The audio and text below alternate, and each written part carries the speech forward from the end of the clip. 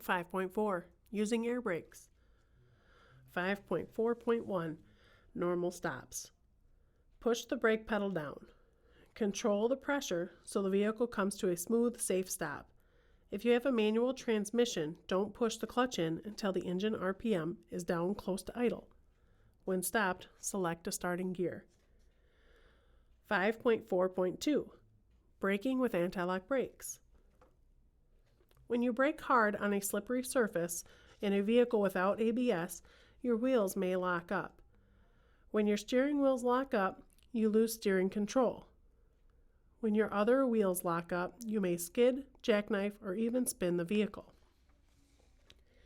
ABS helps you avoid wheel lockup. The computer senses impending lockup, reduces the braking pressure to a safe level, and you maintain control. You may or may not be able to stop faster with ABS, but you should be able to steer around an obstacle while braking and avoid skids caused by overbraking. Having ABS on only the tractor, only the trailer, or even on only one axle still gives you more control over the vehicle during braking. Brake normally. When only the tractor has ABS, you should be able to maintain steering control. There is less chance of jackknifing, but keep your eye on the trailer and let up on the brakes if you can safely do so if it begins to swing out. When only the trailer has ABS, the trailer is less likely to swing out, but if you lose steering control or start a tractor jackknife, let up on the brakes if you can safely do so until you gain control. When you drive a tractor-trailer combination with ABS, you should brake as you always have. In other words, use only the braking force necessary to stop safely and stay in control. Brake the same way, regardless of whether you have ABS on the tractor, the trailer, or both. As you slow down, monitor your tractor and trailer and back off the brakes if it is safe to do so to stay in control. There is only one exception to this procedure. If you always drive a straight truck or combination with working ABS on all axles in an emergency stop, you can fully apply the brakes. Without ABS, you still have normal brake functions. Drive and brake as you always have.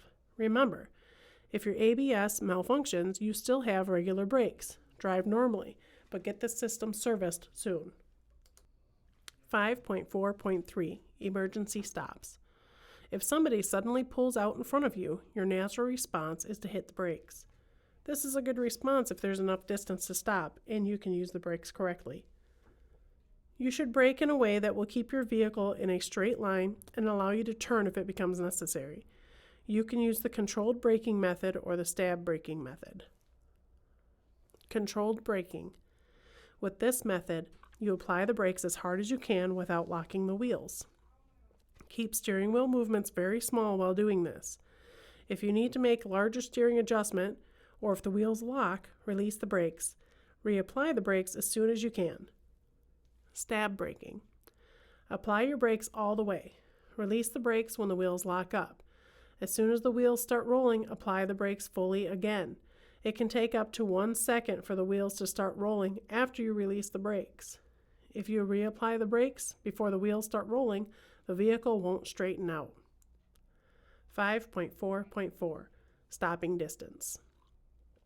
Stopping distance was described in Section 2 under Speed and Stopping Distance. With air brakes, there is an added delay called brake lag. This is the time required for the brakes to work after the brake pedal is pushed. With hydraulic brakes used on cars and light or medium-sized trucks, the brakes work instantly. However, with air brakes, it takes little time, 1/2 second or more, for the air to flow through the lines to the brakes. Thus, the total stopping distance for vehicles with air brake systems is made up to 4 different factors.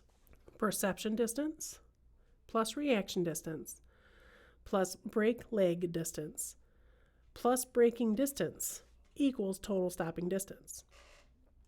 The air brake lag distance at 55 miles per hour on a drive pavement road adds about 32 feet. So at 55 miles per hour, for an average driver under good traction and brake conditions, the total stopping distance is over 450 feet. See Figure 5.6. 5.4.5 Brake fading or failure. Brakes are designed so brake shoes or pads rub against the brake drum or discs to slow the vehicle. Braking creates heat, but brakes are designed to take a lot of heat. However, brakes can fade or fail from excessive heat caused by using them too much and not relying on engine braking effect. Excessive use of the service brakes results in overheating and leads to brake fade. Brake fade results from excessive heat causing chemical changes in the brake lining, which reduce friction and also causing expansion of the brake drums. As the overheated drums expand, the brake shoes and linings have to move farther to contact the drums, and the force of this contact is reduced. Continued overuse may increase brake fade until the vehicle cannot be slowed down or stopped. Brake fade is also affected by adjustment. To safely control a vehicle, every brake must do its share of the work. Brakes out of adjustment will stop doing their share before those that are in adjustment. The other brakes can then overheat and fade, and there will not be enough braking available to control the vehicle. Brakes can get out of adjustment quickly, especially when they are hot. Therefore, check brake adjustment often. 5.4.6 Proper braking technique. Remember, the use of brakes on a long and or steep downgrade is only a supplement to the braking effect of the engine. Once the vehicle is in the proper low gear, the following is the proper braking technique. Step 1. Apply the brakes just hard enough to feel a definite slowdown. Step 2. When your speed has been reduced to approximately 5 miles an hour below your safe speed, release the brakes. This application should last for about 3 seconds. Step 3. When your speed has increased to your safe speed, repeat steps 1 and 2. For example, if your safe speed is 40 miles per hour, you would not apply the brakes until your speed reaches 40 miles per hour. You now apply the brakes hard enough to gradually reduce your speed to 35 miles per hour and then release the brakes. Repeat this as often as necessary until you have reached the end of the downgrade. 5.4.7 Low air pressure. If low air pressure warning comes on, stop and safely park your vehicle as soon as possible. There might be an air leak in the system. Controlled braking is possible only while enough air remains in the air tanks. The spring brakes will come on when the air pressure drops into the range of 20 to 45 psi. A heavily loaded vehicle will take a long distance to stop because the spring brakes do not work on all axles. Lightly loaded vehicles or vehicles on slippery roads may skid out of control when the spring brakes come on. It is much safer to stop while there is enough air in the tanks to use the foot brakes. 5.4.8 Parking brakes. Anytime you park, use the parking brakes, except as noted below. Pull the parking brake control knob out to apply the parking brakes. Push it in to release. The control will be a yellow, diamond-shaped knob labeled parking brakes on newer vehicles. On older vehicles, it may be a round blue knob or some other shape, including a lever that swings from side to side or up and down. Don't use the parking brakes if the brakes are very hot from just having come down a steep grade, or if the brakes are very wet in freezing temperatures. If they are used while they are very hot, they can be damaged by the heat. If they are used in freezing temperatures when the brakes are wet, they can freeze so the vehicle cannot move. Use wheel chocks on a level surface to hold the vehicle.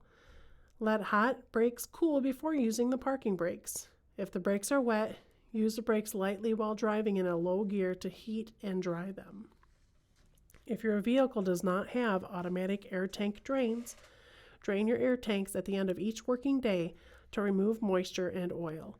Otherwise, the brakes could fail. Never leave your vehicle unattended without applying the parking brakes or chalking the wheels. Your vehicle might roll away and cause injury and damage.